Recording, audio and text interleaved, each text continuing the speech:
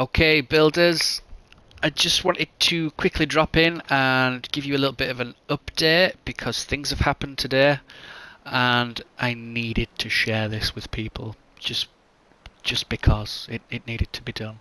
So I've been working on this little waterfront for a while and I've had this area here mapped out as a factory for a long time. Now, I've only been like building on Fallout 4 for I don't know, like a month or so.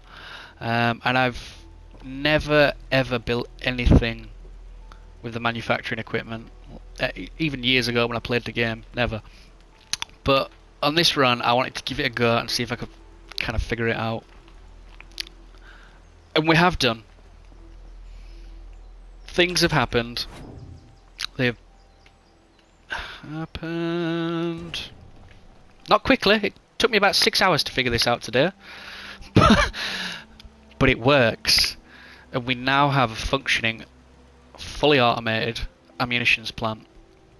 So the basic gist is when I sort of load up on junk gear from being out in the wastelands, we come back here and we drop everything into this conveyor storage. This is then pulled through via the vacuum hopper and then up the lift. And then from the lift it goes through another vacuum hopper. I had just a conveyor belt running off that, but stuff kept getting jammed in here. So I put this vacuum hopper in and it seems to be working pretty well now. So it goes through 6 component sorters and we've had to adjust a few things as we've gone, but anyway. So yeah, each one of these is one of the components that we need to manufacture all of the 10 different rounds that are in the game. And they will pass through. When it checks the component, it'll drop it in the hopper. And anything that does not meet those requirements is then sent down this conveyor, whee, and into more storage. And then we can just collect this, chuck it in the workbench, scrap it, whatever, do whatever.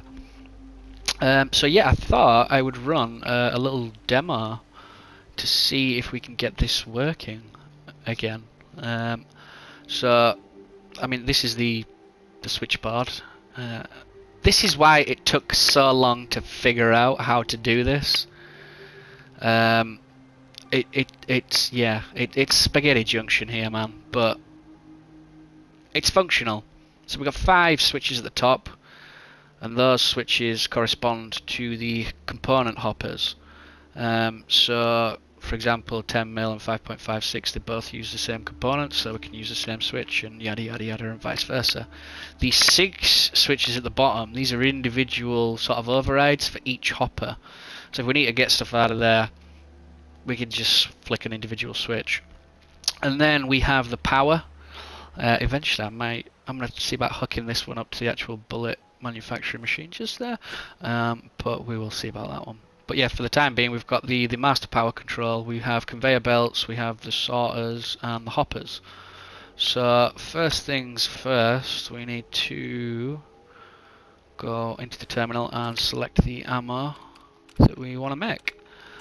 I'm having quite a bit of fun with the 44 rounds at the minute, so let's see if we can generate any of those. As you can see there, we need 1 copper, 1 lead, 1 fertilizer. Straightforward stuff.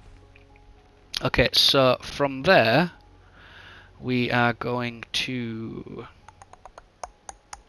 start the conveyor belt. So when we hit this, it's going to run all the conveyors down here, including the vacuum hopper to draw items out and send them up the lift.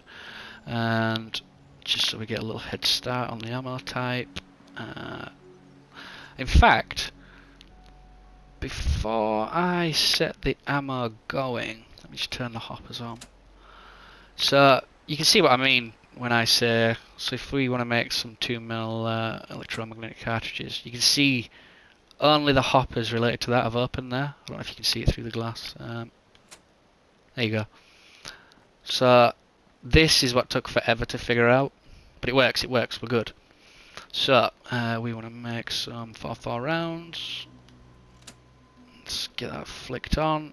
Let's start the conveyor belt and fire up the sorters. So that should now start pulling stuff out. Yep. That's going to go up the lift. Wonderful. And that is going to start processing and sorting. A lot of steel coming through. Which one is the steel hopper? I think it's this one, yep. So it's going to deposit all the steel into that hopper. And the rest is still just going to move along the conveyor. How is that for physics? Anyway. Yeah, and that's going to pull through. And anything that doesn't meet the requirements is going to go down the slide. Whee! Bit of a bumpy ride. And into storage. And we can do whatever we want. So let's just take a little slide down. You can see here these components coming through. It's quite a long conveyor system, I'm not going to lie. It was a nightmare trying to get these hoppers lined up with the conveyor belt after you've done a turn. I ended up having to take all these floors out and like manually jimmy in this a little bit with a rug glitch to get it right. It was just a pain. It did not want to go where I wanted it to. But anyway, so the components should start filtering through into the ammo plant. And then once that thing has enough of each component, fingers crossed, it should start producing rounds. Look at that. That's beautiful. And this thing will just go and go as long as it's fed. So we come over here. So I've already made 100. I mean, if you've got the components, you can make thousands of rounds in here. Obviously, the structure itself is not finished. This is just kind of a shell to figure out how I'm going to fit everything inside. Now the sort of manufacturing part is established, we'll start building around it and dressing it up. You can see some more of the wiring and trunking and cabling that we did to get this thing going. And I'm also thinking, because I can probably go up another couple of floors here, so I'm thinking maybe to put in a fusion reactor manufacturing station.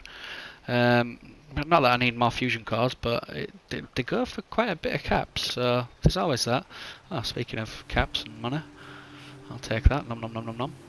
So yeah, I hope this has been informative, and yeah, let me know what you guys think of the plan.